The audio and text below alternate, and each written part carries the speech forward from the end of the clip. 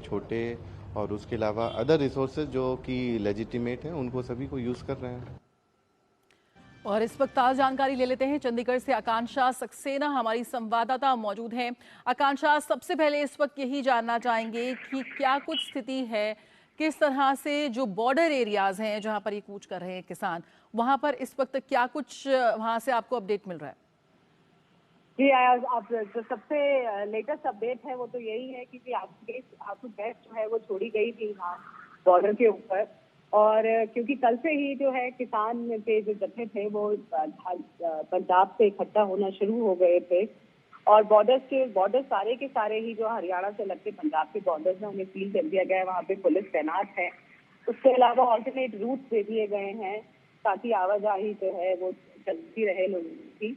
इसके साथ साथ आज जिस तरीके से कल 5 घंटे मीटिंग चली थी, मीटिंग का जो नतीजा नहीं निकल पाया, पुरजोर केंद्रीय मंत्रियों ने कोशिश करी। 7 घंटे कुछ मीटिंग चली थी, उसके बावजूद भी किसानों ने रात को कुछ 11 साढ़े 11 बजे को रिप्रेजेंटेटिव थे, उन्होंने ये ऐलान कर दिया था कि हमारा दिल्ली चलो जो प्रोग्राम है वो वैसा वैसा चलेगा। उसके मद्देनजर आज काफी संख्या में से जो है हरियाणा से घुसने की कोशिश कर रहे हैं। काफी हजारों में जो किसान हैं, ट्रॉलियां जो है वो पंजाब से हरियाणा में घुसने की।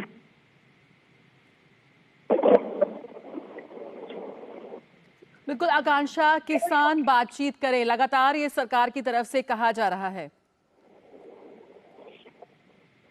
आकांक्षा आकांक्षा आपके पास वापस लौटेंगे। हमारे साथ रोशन गौड़, वरिष्ठ पत्रकार, वो हमारे साथ जुड़ चुके हैं। रोशन जी, आपका स्वागत है डीडी न्यूज में, मिड डे प्राइम में। सबसे पहले आपसे जानना चाहेंगे, इस वक्त जो स्थिति हम देख रहे हैं, तमाम तस्वीरें जो सामने आ रही हैं, उस पर आप क्या कहेंगे? किस तरह से लगातार सरकार की ओर से ये बात कही जा रही है कि बातचीत करने के लिए तैयार हैं, किसानों का हित सर्वोपरि है, बातचीत करें, बातचीत से ही समस्या का हल निकलेगा, उसके बावजूद इस तरह की तस्वीरें सामने आ रही हैं, क्या कहेंगे? अगर आपकी पहली प्रतिक्रिया।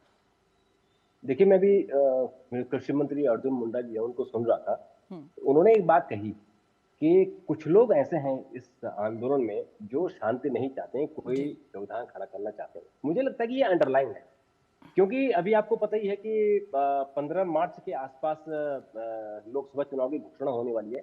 तो ये जो समय चुना गया है, मुझे लगता है वो ये जो समय ही चुना गया है, इसके पीछे भी कोई रीजन हो सकता है। क्योंकि अगर हम पिछले 5 साल के, 7 साल के, 8 साल के अगर हम कार्यकाल देखें, तो जो बीजेपी सरकार ने कमिट किया था कि हम किसानों को लाभकारी मूल्य देंगे और उनकी इनकम हम दुगना करेंगे, तो मुझे लगता है कि ऑलमोस्ट सरकार उस टारगेट पर पहुंच चुकी है कि लोगों को दुगनी आमदनी उनकी हो गई है।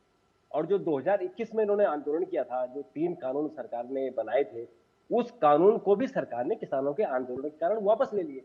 तो अब ले देकर उनके 2 इशू बचे हुए हैं। एक इशू है उनका कि जो एमएसपी है उस पर कानून बनाया जाए, और दूसरा था कि जो किसानों पर मुकदमे पिछले 2021 में जो मुकदमे थे उनको विड्रॉ कर दिया जाए।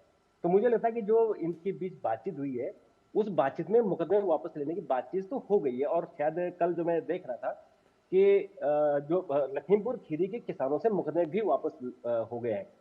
अब बात रही कि एमएसपी का जो कानून बनाने का दायरा है, क्या पर एमएसपी सरकार ने बढ़ाई थी अभी। एमएसपी वो तो जब भी कोई भी सीजन होता है, जब भी किसी फसल का